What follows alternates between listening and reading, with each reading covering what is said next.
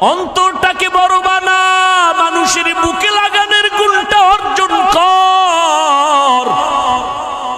লাথি মারার গুণ তো মদিনার গুণ না, গালি দেওয়ার গুণ তো মদিনার নবীর গুণ না, গালি না দেওয়া মদিনার গুণ। লাথি না দিয়া বুকে লাগাবি মদিনার আদর্শ।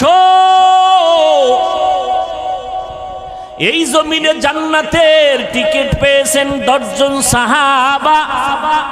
আবু বকর জান্নাতের টিকিট পেয়ে মরণ পর্যন্ত শুধু কান্নার আওয়াজ। আমি আল্লাহর আদালতে কেমনে দাঁড়াবো, কেমনে হিসাব দিব। ওমর কাঁদতেছেন, উসমান কাঁদতেছেন, ওই অন্ধকার কবরে আমি কেমনে একা থাকবো।